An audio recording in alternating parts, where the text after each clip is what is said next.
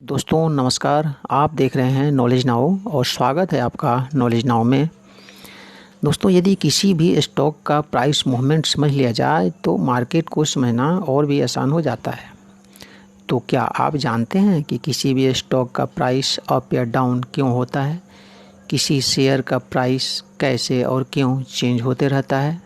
नहीं तो बने रहिए मेरे साथ और देखते रहिए ये पूरा वीडियो और समझ लीजिए आप भी स्टॉक का प्राइस मूवमेंट। दोस्तों किसी भी वस्तु की कीमत उसके सप्लाई और डिमांड पर निर्भर रहता है। मार्केट में जिस वस्तु की सप्लाई कम और डिमांड ज़्यादा होती है उस वस्तु की कीमत बढ़ने लगती है, और जिस वस्तु की सप्लाई ज़्यादा डिमांड कम होती है उस वस्तु की कीमत में गिरावट आने लगती है। ऐसे ही शेयर मार्केट में भी प्राइस का घटना और बढ़ना स्टॉक के सप्लाई और डिमांड पर डिपेंड होता है दोस्तों, और इसका सीधा संबंध स्टॉक के ट्रेडिंग वॉल्यूम से होता है। स्टॉक मार्केट में सप्लाई का मतलब सेलर से और डिमांड का मतलब बायर से होता है। यहाँ एक बात समझ लेना जरूरी है कि किसी भी मार्केट को चलाने के लिए बायर और सेलर यानी कि खरीदार और विक्रेता, ये दो तरह के लोगों का होना जरूरी होता है। स्टॉक मार्केट में भी ऐसा ही है दोस्तों। अब मान लीजिए किसी एक ट्रेडर ने किसी कंपनी का 1000 शेयर 200 रुपये के रेट पर बाई करता है, तो मार्केट में कोई ना कोई ऐसे ट्रेडर भी हैं जो उस कंपनी का 1000 शेयर 200 रुपये के प्राइस पर सेल करता है। इस तरह ट्रेडिंग चलते रहती है। अब यहाँ एक कन्फ्यूजन ये है कि जब मार्केट में बाइंग और सेलिंग बराबर की होती है तो फिर प्राइस मूवमेंट क्यों होता है?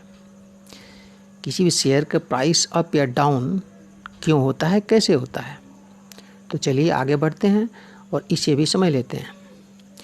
दोस्तों यहाँ बायर और सेलर के लिए दो डिफरेंट प्राइस भी होते हैं, जिसे आस्क या ऑफ़र और बिड प्राइस कहते हैं। अब यहाँ आस्क और ऑफ़र एक ही प्राइस है, कोई इसको आस्क कह दे या कोई इसको ऑफ़र कह दे, एक ही होता है। स्टॉक मार्केट में ये अप डाउन का पूरा खेल ये आस्क बिड प्राइस और बाई सेलर का ही होता है दोस्तों। आस्क या ऑफ़र प्राइस पर एक बायर किसी शेयर को बाई करता है। कहने का मतलब यदि आपको कोई शेयर बाई करना हो, खरीदना हो, तो आपके लिए आस्क प्राइस होता है या ऑफ़र प्राइस होता है। और बिड प्राइस पर एक सेलर सेल करता है। कहने का मतलब कि यदि आपको कोई शेयर सेल करनी हो तो आपके लिए जो प्राइस होगी वो बिड प्राइस पर होगी। यहाँ एक बात को नोट कर लीजिए कि आस्क या ऑफ़र प्राइस जिसे हम कहते हैं वो हमेशा बिड प्राइस से ज़्यादा रहता है। अब इस चार्ट पर ध्यान दीजिए, यहाँ आस्क और बिड प्राइस में अंतर साफ साफ आपको दिख रहा है। आस्क और बिड प्राइस के बीच का जो अंतर होता है उसको स्प्रेड भी कहते हैं।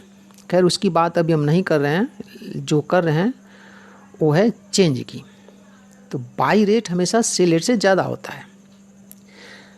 बात यहीं ख़त्म नहीं होती दोस्तों। चलिए आगे बढ़ने से पहले कुछ साल पीछे चलते हैं, जब शेयर की नीलामी हुआ करती थी। शेयर के कारोबारी शेयर बाज़ार में जाकर अपने पसंदीदा शेयरों की बोली लगाया करते थे।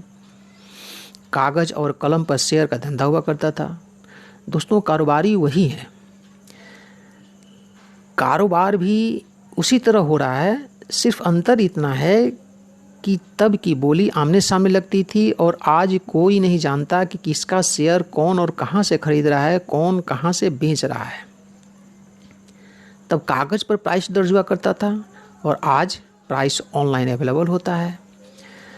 तब बैंक चेक द्वारा या हार्ड कैश द्वारा पेमेंट हुआ करता था और आज ऑनलाइन फंड ट्रांसफ़र की सुविधा उपलब्ध है।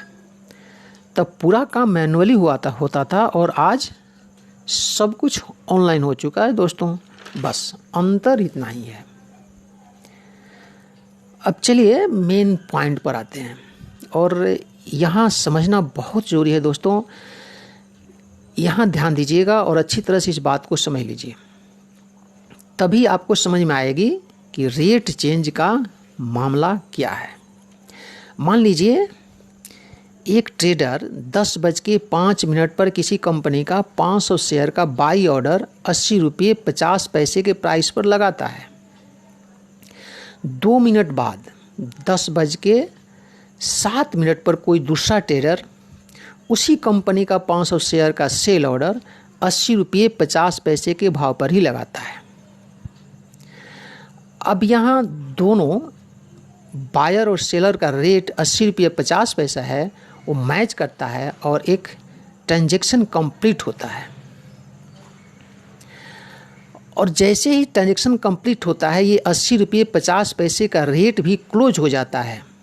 अब इसके आगे यदि कोई ट्रेडर बाई ऑर्डर लगाना चाहे तब उस कंपनी का प्राइस 80 रुपये 50 पैसे से ऊपर 5 पैसे का मल्टीप्लायर होगा, जो कि 80 रुपया 55 पैसा या 60 पैसा या 65 पैसा या उससे भी ज़्यादा हो सकता है, क्योंकि जिस प्राइस पर ट्रांजैक्शन कंप्लीट हो जाता है वो प्राइस भी क्लोज हो जाता है। जैसा कि पिछले उदाहरण में 80 रुपये 50 पैसे का जो प्राइस हुआ उस पर एक ट्रांजैक्शन कंप्लीट हो गया और वो क्लोज हो गया और अगला ऑर्डर आपको 80 रुपये 50 पैसे से ऊपर का मिलेगा।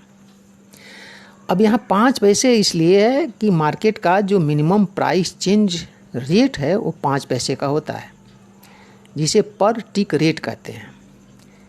इसी तरह प्रत्येक बायर ऑर्डर के कंप्लीट होने पर रेट आगे की ओर चढ़ता है और एक ऑर्डर कंप्लीट होने पर रेट कितना बढ़ता है वो उस ऑर्डर के वॉल्यूम पर निर्भर करता है दोस्तों।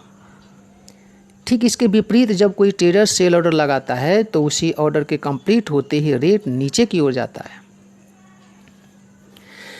जिस तरह किसी वस्तु की नीलामी में प्रत्येक अगला रेट पिछले रेट को कैंसिल करता है दोस्तों। मान लीजिए किसी वस्तु की नीलामी चल रही है और पहली बोली 1 लाख से शुरू हुई, दूसरी बोली 1,10,000 की लगी, तीसरी बोली तीसरा जो बायर है, तीसरा कोई खरीदने वाला 1,20,000 की बोली लगाता है, चौथा बोली 1,30,000 की लगती है। इस तरह बोली लगते जाती है और कीमत बढ़ते जाती है और अंत में जाकर उस वस्तु की कीमत 1,60,000 की तय होती है, जो कि अंतिम बोली होती है।